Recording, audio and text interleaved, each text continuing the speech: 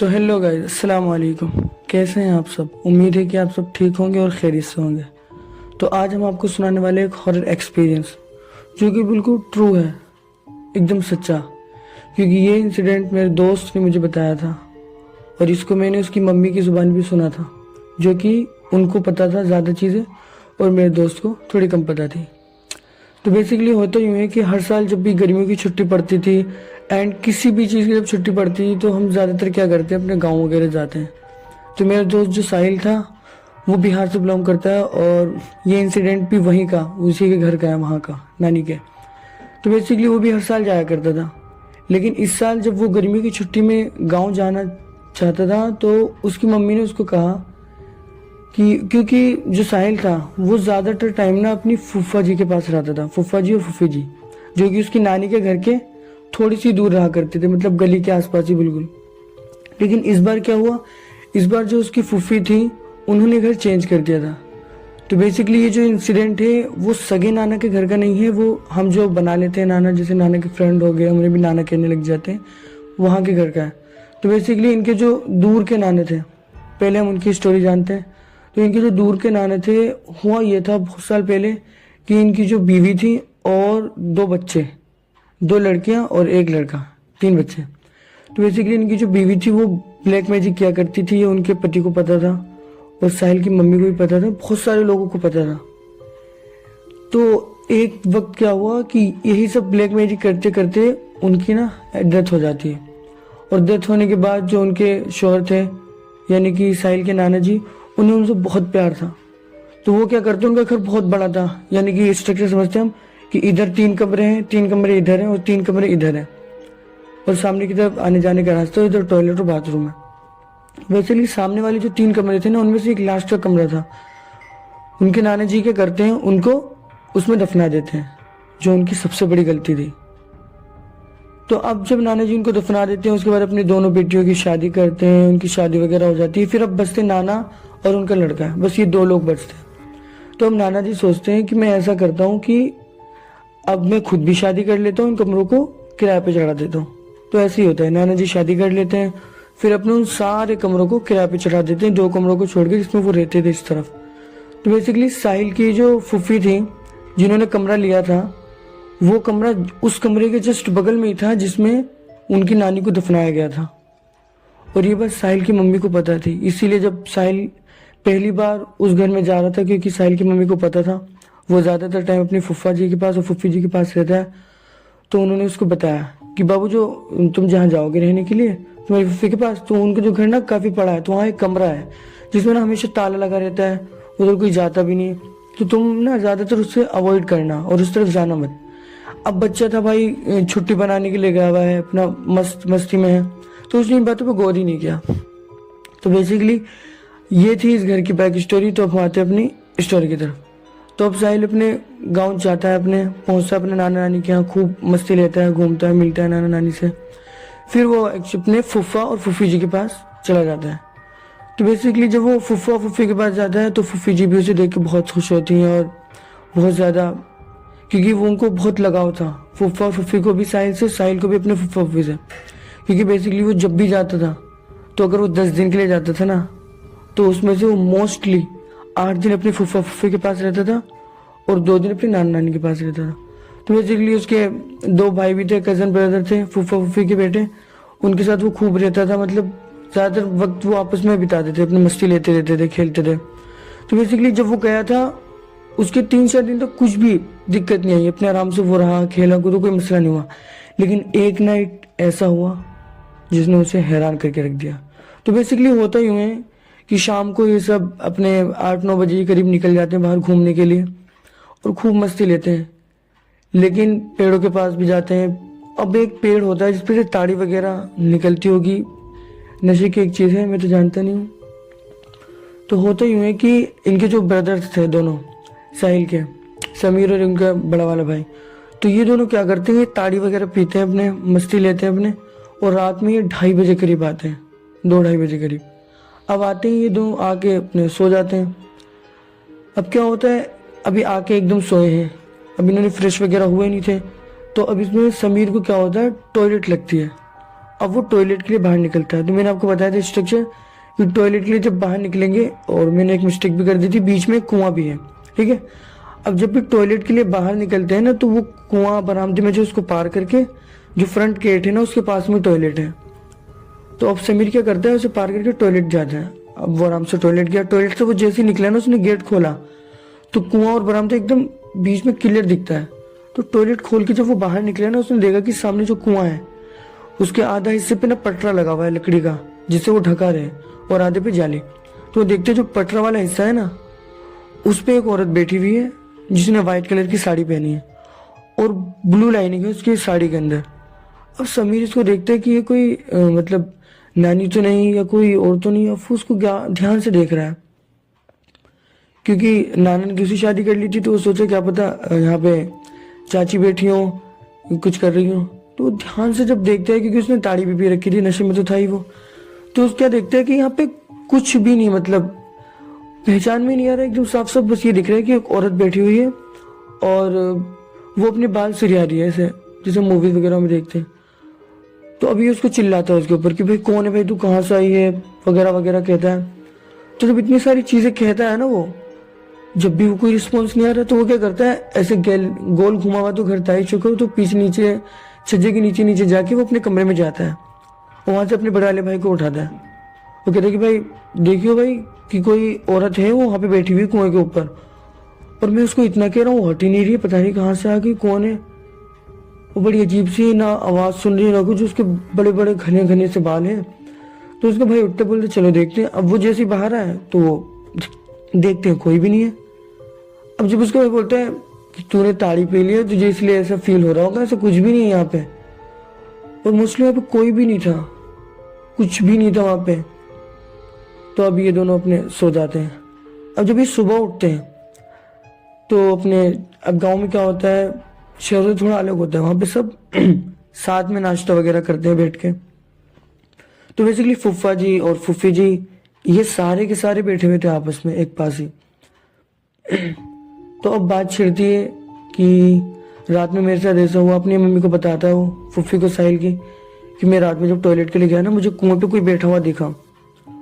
तो अब फुफ्फी को तो पता था और इन सबको पता था कि ये चीजें क्या है, और साहिल को भी पता था क्योंकि उसकी मम्मी ने उसे बता दिया था।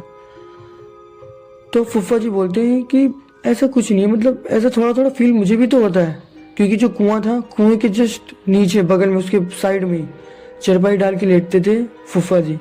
तो फुफ्फा जी अक्सर लेट आया करते थे ना, तो वहीं लेटते थे। तो फुफ्फा जी कहने लगे कि अक्सर मुझे भी लगता है कि यार कोई यहाँ घूम रहा है, या कोई हल्की हल्की हमिंग कर रहा है, गुनगुनाने की आवाज आ रही है। कभी कभी ऐसा लगता है वो जो कमरा है जो बंद रहता है ना, उस तरफ कोई खड़ा है, कोई देख रहा है। लेकिन हम इन चीज को इग्नोर करते हैं, क्योंकि देखो जो नाना जी है ना, उन्होंने इस कमरे को, इस घर को ना पूरे किलवा रखा है। बेसिकली पहले भी और अब भी होता है कि जब भी कोई ऐसे ऊपरी असर वगैरह होते हैं ना, तो किलो को पड़वा कर ना घरों के चारों कोनों में ठुकवा दिया जाता है। तो उन्होंने ऐसे ही करवा रखा था, घर को किलवा रखा था। और फूफा जी भी चाहते थे कि हम इस कमरे को ना खाली करें, इस घर को, क्योंकि वहां का तो किराया भी सही था और वो थोड़े जान पहचान के भी थे।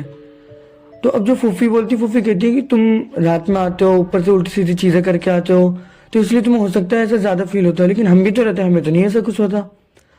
लेकिन अब साहिल क्या सोचता है, साहिल कहता है मुझे तो ये लगा था कि ये सब चीजें ऐसी बातों में होती हैं सिर्फ, क्योंकि जब उसकी मम्मी ने उसे बताया था कि बच्चे तुम एहतियात रखना, उस तरफ मत जाना, तो साहिल ये सोचा कि ऐसे ही कुछ बोल दिया होगा, कोई ऐसा कुछ नहीं है।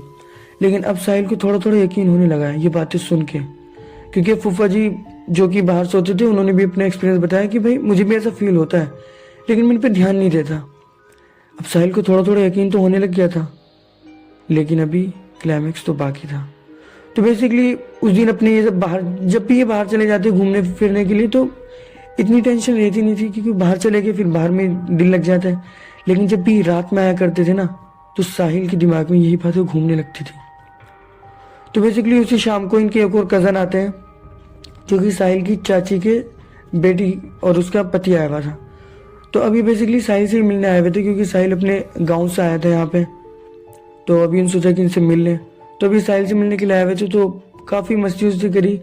अभी क्या करें, ये 4 हो गए हैं। अभी ये चारों रात में आराम से खूब मस्ती वस्ती लेके लेट आए हैं। जैसे उस रात लेट आए थे ना, इस रात भी लेट आए, लेकिन इस रात 1 बजे करीब ही आ गए, उससे जल्दी। तो बेसिकली अभी आते हैं, खाना वगैरह इन्होंने बाहर ही अपने खा लिया था, मस्ती वस्ती लेते हैं, आके अपने ये मोबाइल चलाते हैं, उसके बाद थोड़ी देर बाद ही अपने सो जाते हैं। तो अब जो इनका कजन ब्रदर आज ही आया है, साहिल की चाची का लड़का, उसको क्या होता है, उसको टॉयलेट के लिए उठना पड़ता है। अब जब वो टॉयलेट के लिए जाता है तो बीच पे कुआं है, उसके ऊपर छज्जा है, क्योंकि छत है पूरी ऐसे गोल घूमी हुई छत चौकोर। तो वो जैसे छज्जे से थोड़ा सा बाहर निकलता है, वो क्या देखता है कि ऊपर छत पे से ना एक परछाई आ रही है किसी औरत की, साड़ी पहने हुए है वो, और परछाई में दिख जाते ना कैसा स्ट्रक्चर है, किस तरीके के कपड़े पहने। तो वो देख रही है कोई ऐसे जा रहा है, फिर ऐसे, पहले ऐसे चक्कर लगा रहा है कोई छत पे। अब वो सोचते हैं क्या पता भाई चाची हो, या हो सकता है कि फुफ्फी हो। अब वो सोच रहा है कि कोई ना कोई घर का ही है। अब उसने दिमाग लगाया, वो क्या करा उसने अकेले ने, उसकी गलती ये थी कि वो किसी को उठा कर लेके जाता, रात का टाइम था। अब वो जीने पे से क्या करता है, अकेले चला जाता है ऊपर। अब जब वो अकेले ऊपर जाकर जाता है, जैसे ही उसने जीना पार करा, वो छत की तरफ ऐसे मुड़ा, वैसे वो देख रहा है सामने से एक औरत आ रही है, और उसने जैसे ही उसकी तरफ देखा ना, वैसे उन्होंने उसे धक्का दे दिया। अब जैसे उसने उसको धक्का दिया, वो गिरा और पीछे जो दीवार हाफ हाफ थोड़ी थोड़ी दीवार थी वो उसके सर पे लग गई। अब वो उसी टाइम बेहोश हो गया। तो सुबह जब सबकी आंख खुलती है, सबसे पहले जो फूफा जो फूफी जो नान वगैरह सब उठते हैं। अब नान जी को तो इतना ध्यान नहीं, लेकिन फूफा फूफी के पास ही वो रुका हुआ था। तो वो देख जाएंगे भाई अब ये कहाँ गया हुआ है। तो उन्हें ध्यान में आता है कि अभी मैं काफ़ी देर से हूँ, टॉयलेट भी गया होता तो निकल के आ जाता, अब टॉयलेट में भी कोई नहीं है, तो ये कहाँ है। फिर ये इधर उधर देखते हैं, फिर सारे उठ जाते हैं, इतने में सब देखने लग जाते हैं कि बाहर गया हो, छत पे हो। अब जैसे छत पे जाकर देखते हैं तो क्या देखते हो, छत पे गिरा हुआ है, उसके सर पे चोट लगी है, थोड़ा सा ब्लड भी निकल रहा है, मतलब चोट लगी है क्योंकि दीवार थी और खुरदुरी दीवार होती है छत की वगैरह, अपने इतना प्लास्टर वगैरह नहीं था। तो अब क्या करते हैं, उसे उठाकर नीचे लाते हैं, अपने नीचे लाने के बाद उसको पानी वगैरह डालते हैं, पानी नहीं पिलाते हैं। अब वो जैसे होश में आता है ना, एकदम ऐसा डरा हुआ होता है, ऐसे बोल रहा है, उसकी आवाज़ ही नहीं निकल रही कि फूफी जी मेरे को यहाँ नहीं रहना है, मेरे को यहाँ बहुत डर लग रहा है। और मैं जब ऊपर छत पे आया था रात में टॉयलेट करने के लिए, तो मैंने छत पे देखा कि कोई टहल रहा है, मेरे को क्या पता था कि कोई और ही है, वो कोई भूत है या चुड़ैल है। अब वो जैसे ही ऊपर गया ना, मुझे उसने धक्का दे दिया और मैं गिर गया। लेकिन अब मैं नहीं रुकूंगा, फूफी जी इस कमरे को खाली करो आप, इस घर को, और यहाँ से जाओ।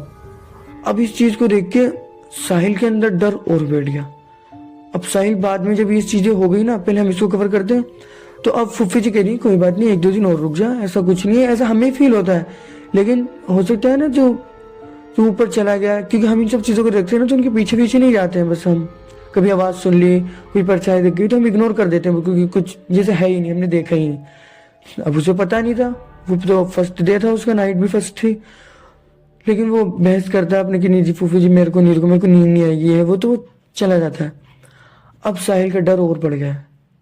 अब साहिल सोच रहा है कि मैं भी अपने नाना नानी की निकल लूँ, क्योंकि अब बार बार जब सींग हो रहे हैं तो साहिल अब डर गया है। अब क्या होता है कि उसी की नाइट कुछ भी नहीं होता, अपने सही से अपने सोते वगैरह। अब साहिल क्या कर रहा है, अपनी फूफी जी के पास ही सो रहा है 2-4 दिन और, क्योंकि अब उसको डर लग रहा है नीचे सोने में इनके पास, तो अपनी फूफी जी के पास सो रहा है। तो होता यह है कि एक नाइट की बात है, जब ये लोग रात में अपनी जल्दी वगैरह आ गए थे सारे ब्रदर्स तीनों, तो आके चिप्स वगैरह खा रहे थे, अपनी मस्ती ले रहे थे। अब क्या हुआ, 12:30-1 का टाइम हो रहा है, अभी वो अपने भाइयों के पास ही लेटा हुआ है। तो अब उसको प्यास लगती, चिप्स वगैरह खा रहा था, तो अब वो कुएं के पास ही अपना घड़ा रखा हुआ था। तो वो क्या करता है, अपने जाता है और घड़े के पास अपने पानी वगैरह पीता है। अब वो जैसे पानी पी रहा है ना ऐसे करके, तो अब वो पानी जैसे पी रहा है तो उसे पीछे से ऐसे पहले तो हल्की सी किसी की आहट सी महसूस हुई। देखो कोई बात नहीं, ऐसे क्या होता है, बिल्ली वगैरह होगी। अब वो जबारों ने जब पानी पिया तो उसको पीछे से बिल्कुल आवाज़ आई, जो उसका भाई था समीर, कि समीर, मतलब इस तरीके की लड़की की आवाज़ में एक आवाज़ आई। और वो आवाज़ किस तरफ से आई, जहाँ वो खड़ा था पीछे ही उसके थोड़ा सा लेफ्ट की तरफ में वही कमरा था जो हमेशा बंद रहता था। अब इस कमरे का क्या है कि इस कमरे में से बड़ा खौफ आता था, कोई जाते ही नहीं थे इसके पास, जानवर बकरी वगैरह भी थी, वो भी अपने उधर की तरफ जाती ही नहीं थी। तो अब ये डर गया है कि उस कमरे की तरफ से आवाज़ आई। अब ये भी सोच सकते हैं कि बाहर से आई हो, कोई आवाज़ दे रहा हो।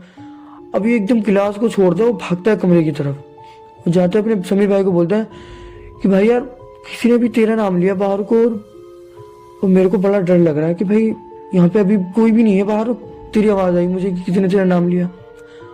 अब वो उसे तो पता था और उसे भी पता था कि आवाज़ कहाँ से आती है, कौन दे सकता है, लेकिन ये इग्नोर करते थे। तो बोलता आ गई होगी ऐसी आवाज़, तुझे लगा होगा, महसूस होगा, लेकिन वो मानते नहीं, बोलते कि नहीं मेरे को महसूस हुई है भाई, मैंने सुनी है। तो बोलता अच्छा चल तो ठीक है, अम्मी के पास सो जा, जाके पढ़ के सो जा, अम्मी को बता दे, अम्मी फूंक डाल देंगी।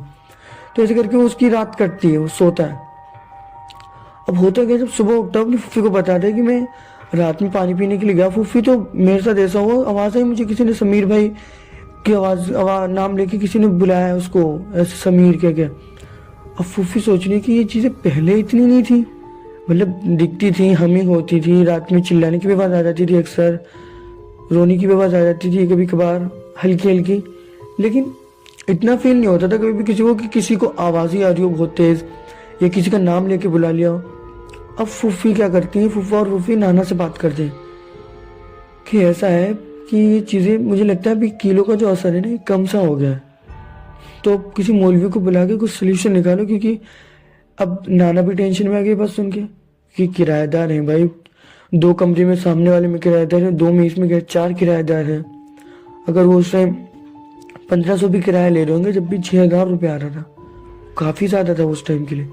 तो बेसिकली अब ये करते ही हुए कि अब साहिल तो डर गया था, तो साहिल ने बहुत कहा कि मेरे को फूफी अपने नाना नानी को भिजवा दो, मैं अभी, मेरा दिल नहीं चाह रहा, मैं डर गया हूँ।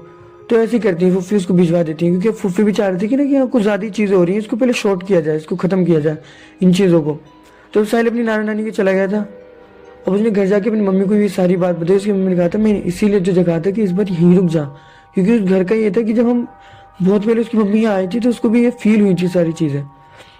तो अब क्या होता है, अब नाना की टेंशन हो गई है कि भाई इस चीज़ की टेंशन हो गई नाना को कि अब यार अभी घर में ही चीज़ें बढ़ गई हैं, तो कुछ तो सोल्यूशन करना पड़ेगा इसका। तो अब नाना क्या करते हैं, एक मौलवी साहब को बुलाते हैं, उनको कहते हैं, उनको मौलवी साहब को पहले से ही मालूम था कि इन्होंने यही दफन किया था, लेकिन दफनाने के वक्त नहीं थे वो, ये बात उनकी मम्मी ने मुझे बताई है। उनको पता था, ये चीज़ पहले बताई थी कि कील वगैरह जब ठुकाई थी तो उनके कहने से ठुकाई थी, उन्होंने पढ़ के दी थी। तो बेसिकली जब बुलाते हैं तो वो बताते हैं कि देखो मैंने कील तो आपको दी थी चारों कोनों में ठोकने के लिए पढ़ के, लेकिन अब दिक्कत ये है कि आपके यहाँ पे कोई और भी ऐसी बुरी चीज़ है, बुरी ताकत जो इसको कंट्रोल करती है, यानी कि जो पहले तो ये अपने साथ थी, कोई मसला ही नहीं था, जो भी हमजाद था इसका, जिन था या चुड़ैल वगैरह थी, औरत थी कोई भी, लेकिन अब कोई और भी ऐसी चीज़ है जो इसको और ज़्यादा फोर्स कर रही है सब चीज़ें करने के लिए। तो अब बेसिकली नाना जी और टेंशन में रहती है, और क्या चीज़ है। तो नाना कुछ पूछते नहीं, कुछ बोलते नहीं, नाना बोलते हैं इसका सोल्यूशन बताओ कि हम इसको ख़त्म कैसे करें। तो अब मौलवी साहब बोलते हैं कि सीधा सीधा इसका यही रास्ता है कि आप क्या करो, इसे कब्र को खुदवाओ, इसके अंदर जो भी चीज़ें हों, क्योंकि काफ़ी मज़ीद वक्त हो गया है, शरीर तो रहा नहीं होगा, जाहिर सी बात है, फॉसिल्स होंगे, कुछ हड्डियों के टुकड़े वगैरह होंगे, क्योंकि इसको उठाओ, अपने निकाल के अपने कब्रिस्तान में दफन करवा दो इसको वापस, क्योंकि जो चीज़ कब्रिस्तान की है उसको वहीं पहुंचा दो। तो नाना जी सोचते हैं ठीक है ऐसे। तो नाना जी बुलाते हैं मजदूरों को और खुदवाते हैं, उनके अंदर जो बाकी चीज़ें निकलती हैं सबको पहुँचाया जाता है कब्रिस्तान, वहाँ दफनाया जाता है। उसी तरीके से सारी दुआ वगैरह पढ़ी जाती हैं। फिर कमरे में अच्छे से पलस्तर करवाते हैं, उस कमरे के अंदर कुरान खानी करवाते हैं, सारी चीज़ करवा ली, लेकिन आज भी उस कमरे में कोई भी किराएदार नहीं। वो कमरा आज भी लिटरली जानवरों के लिए भी यूज़ नहीं होता, क्योंकि उस कमरे के अंदर ऐसी दहशत रह चुकी है ना, कि ऐसी दहशत थी कि भाई मानो कि भाई सपोज करो कि यार आप एक ऐसे कमरे में हो जहाँ पहले एक कब्र थी और आप वहीं गद्दा डाल के सो रहे हो, तो लिटरली मैं तो सो नहीं सकता, और मैं जानता हूँ कोई भी नहीं सो सकता ये जगह। बेसिकली वो सही हो गया, सारी चीज़ शॉर्ट हो गई है, अब कोई आवाज़ वगैरह नहीं आती है, लेकिन एक खौफ जो कि मान सकते हैं कि हम कोई हॉरर मूवी भी देखते हैं तो उसके बाद अगर हम घर पे निकलते हैं बाहर जाके कुछ भी नहीं है तो हमें डर लगता है। तो ऐसे ही उस कमरे के साथ भी अब घर वालों को ऐसा हो गया था कि अब कुछ हो भी ना, जब भी उन्हें वहाँ पे डर वगैरह लगता ही था, तो उस कमरे को यूज़ में नहीं लिया गया, अपने प्लस्तर वगैरह करवा के उसके अंदर सारी चीज़ करवा दी गई, लेकिन उसको अब यूज़ में अब भी नहीं है, वो ऐसे पड़ा हुआ है। तो बेसिकली ये स्टोरी थी मेरे दोस्त की जिसका नाम साहिल है। हमने उसका रियल नेम छुपा दिया है, ये उसका एक फेक नेम है, उसने नाम बताने के लिए मना किया था। तो अगर आपके पास भी ऐसी कोई हॉरर स्टोरी है तो आप हमारे पास शेयर कर सकते हैं हमारे दिए गए नंबर पर। तो मिलते हैं आपको अपनी नेक्स्ट वीडियो में, नेक्स्ट हॉरर स्टोरी में। और अगर आप अपनी कोई इमेजिनेशन हमसे शेयर करना चाहते हैं जो आपने बनाई हो या सोची हो, जिसको आपने लिखा हो इमेजिनेशन, तो आप उसे भी हमारे पास शेयर कर सकते हैं।